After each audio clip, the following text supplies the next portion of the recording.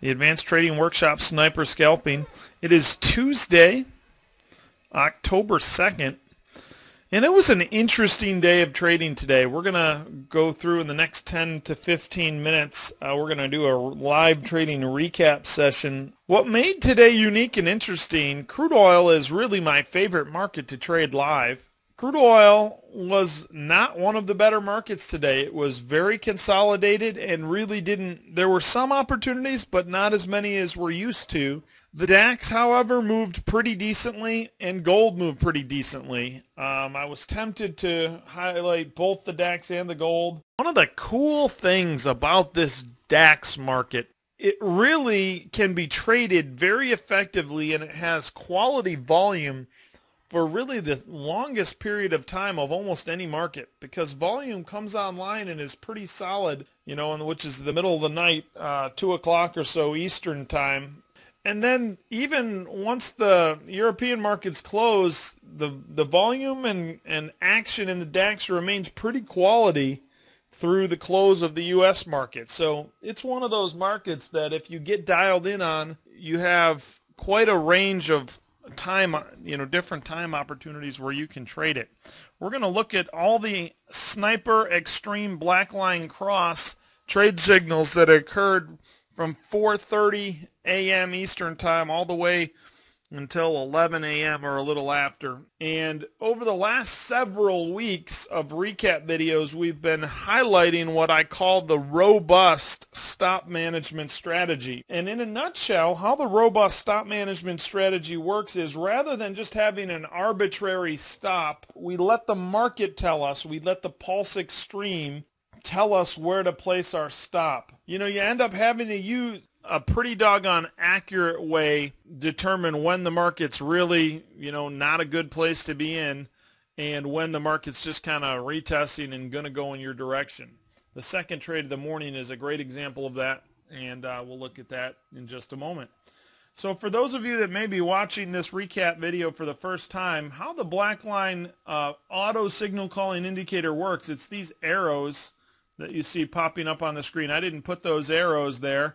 They're auto-generated by the system, and they show up when the black line crosses from this gray area of lines over the white gap to the colored area. Now, there's a couple little caveats that I'll tell you about when we see them happen, but for the most part, when the black line crosses from gray up to the second colored line, and you have an up close, those are the caveats. It's got to get to the second colored line, and for a buy, it's got to be an up close bar. You'll get an arrow, you'll get a signal. When we cross, the black line crosses from the colored over the white gap to at least the second gray line, and it's a down close bar, you'll get a sell arrow. When it comes to the sniper, is the very visual nature of the systems. Their ability to assimilate and learn how to use the tools as quickly as possible because of their highly visual nature. So you can see we get the first trade. The black line goes from gray to colored. Boom, long, easy winner. The second trade here, if you were using a standard tight stop method, you definitely would have been stopped out, and that would have been a losing trade. But using the robust stop management, what we do is we wait for the black line to move against the trade twice. 2 times, doesn't have to be in a row, but it has to be higher than the first move. So you can see we're into the trade here, boom. The very next bar, the black line moves in the opposite direction. We went short, the black line moved up. But after that, it didn't move up again, it moved down, then it moved sideways, and then on this bar, it moved up, and on the next bar, it moved up. So those 2 bars, that's when we're going to lock up our stop. So with this robust stop management, we would move in our stop just above this bar. 4 ticks above is what I use. Once the black line moves against our position twice, we place a stop 4 ticks, in the case of a short, above that area. In this case, so we got within 2 or 3 ticks of getting stopped out, but it did not happen, and the market then moved down for a nice winner. When I trade the robust stop management strategy, I'm almost always averaging into the trade, so 6 to 8 ticks from the standard entry, I would have got in the trade again. So that's how the robust stop management works. Let me say, for disclosure's sake, guys, I strongly encourage everyone to never enter a trade without a stop. So when you enter these trades, you want to have a really big stop, whether it be 20 ticks or whatever, sitting out there, and you know, and then as the black line tells us when to close the stop up, we do. But don't not have a stop and plan on putting it on when the black line tells you, because what if the market spikes like crazy? I encourage you to still have a stop, you know, let it be really big, 18, 20, 25 ticks, something really big, and then you can move it into place when the black line tells you to. So as we move forward, you can see the black line is down in the gray area, crosses over the white gap to the colored area, boom, we're long.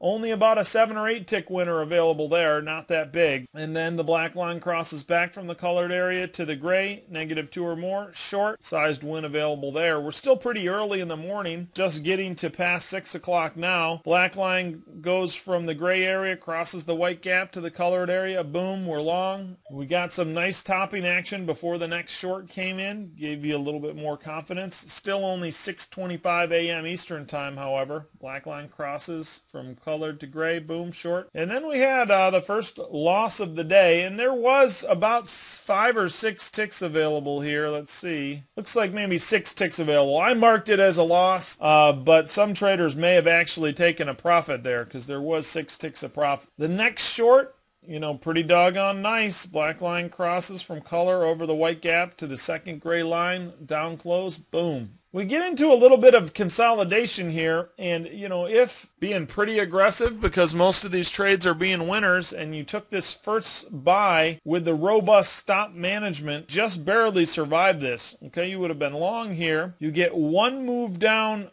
right there, and then the second move down is this next leg, boom, right there. So we would place our stop 4 ticks below, let me highlight the bar, that bar, and we would have survived by a tick or two. Because we're in a long trade, we're going to avoid this short, and we're still in the long, so we'll just consider that by the same trade, and it goes on to be a winner. So there's an example of where certainly that trade would have been a losing trade if you were using a more conventional 8-tick stop or whatever. But using the robust stop management, you would have averaged into the trade and ended up surviving that one for a winner. The black line then crosses from the colored area over the white gap to the second gray line or lower, down close, boom, short. We come in here, this trade gets to about 7 or 8 ticks into the profit, so not a lot available there. No, that's actually 8 or 9 ticks of profit, because you can see we have a full bar there. Each of these range bars is 7 ticks. Not a big win, but that's a, you know, like I said, an 8 or 9 tick winner there to the upside. And then finally you come in here, and we're after NYSE Open, live trading in the room. 2 trades today. Normally I'll average between 6 and 12 live trades in the morning room, and conditions were just not quite as optimal. That, coupled with the fact that I'm not trading last week as we were out in Las Vegas for our live Las Vegas seminar.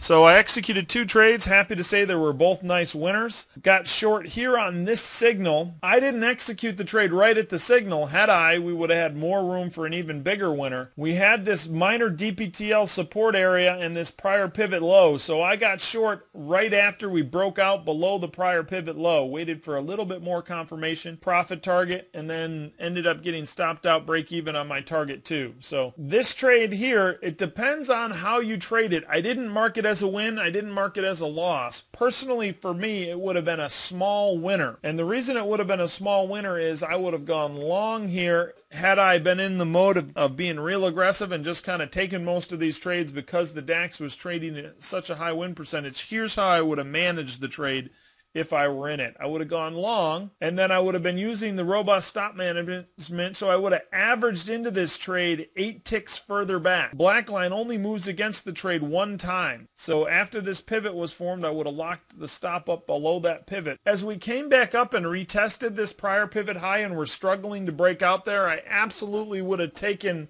quite a bit of profit off the table from the average in position. Okay, and honestly, since it consolidated for so long and couldn't break out, I probably would have the initial position break even, and the net result of the trade would be a win from the average in spot, which would be a decent sized win. So personally, that's how I would have traded it. It tested and then dropped hard what would have happened to me is I would have gotten a profit target 1 from the average in, and then the remaining contracts might have gotten stopped out as we move lower. The net result of the trade would have essentially been a break even. And then I did execute this trade live, got short on the actual signal, averaged into the trade as we pulled back, and then took my profit targets, kind of quickly.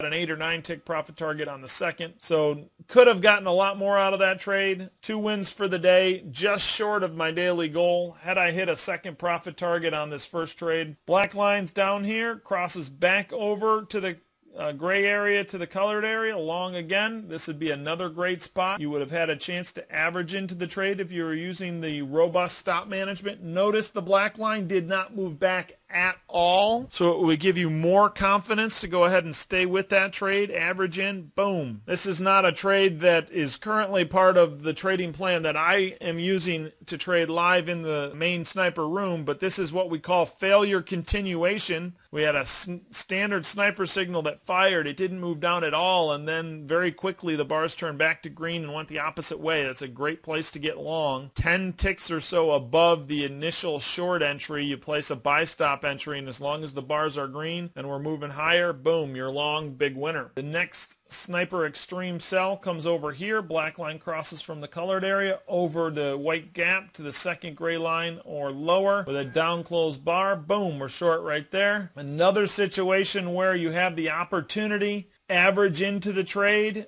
boom, and then get a nice profit target 1 and probably a profit target 2, or definitely a profit target 2 from the average in. This is a tough trade. This short here has quite a few things going for it, other than the fact that it's coming down to a prior support area. You can see that. Certainly that would be a reason not to take the trade, but as far as the move down is concerned, actually, there's another reason why this isn't the greatest trade in the world. What do you see right here? I talked about this in another example in our live room today. We have 3 minor lower low pivots here. 1, 2, 3. This is an exhaustion pattern. When you see this, 3 minor lower low pivots that are somewhat symmetrical like this is, you're going to tend to get a break, a move to the upside in this case, that will take the prior pivot high out, and that's exactly what we did here. So we'll mark this trade as a loss, but there were some reasons you could have avoided it. Even if you took it, you definitely should have been ready to get long on a possible buy off of that support area down here, and combined with this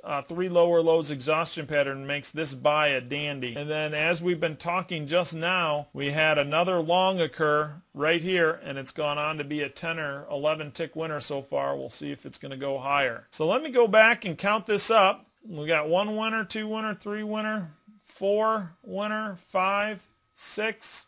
We'll count this as a, well, it's not a, yeah, you know what? I'll count it as a losing trade. It's really not. I would have traded it for a win, but since it didn't break out to any higher high, we'll count it as a loss. So that's 6 wins, 1 loss, 7 wins, 8 wins, 9 wins. 10 wins, we wouldn't have taken that trade because we were in the long. 11 wins, 2 losses. 12 wins, 13, 14, 15, 16, 17 wins on 2 losses since 4:30 a.m. And most of that is pretty robotic trading. I guess the only place where there was a signal that we're saying there wouldn't have been a trade is this area right in here, that we wouldn't have gone short because we were still in the long trade. Okay, but other than that, pretty robotically, you could have found yourself sitting with 17 wins, 2 losses. What if you took a couple more losses? What if you missed a few of the wins? You ended up with 14 winners, 3 less wins, and you took 3 more losses. So 14 wins, 5 losses. How would that be? Not too bad, right? So pretty cool. Every day's not like this. For sure in the DAX, but the DAX is one of those markets that does trade actively and is one of my favorite markets to trade. One of the things that's cool is, most of the time there aren't too many days where, the sniper didn't have an outstanding day in one of the markets. A lot of times we're highlighting crude oil. Well, today, it wasn't crude oil's day. It was very slow, methodical, choppy. I was not interested in trading crude oil today. There was only about a half-hour period where I would have even considered it. But some of these other markets, gold and the DAX, were really nice. All right, guys, that's a wrap for today.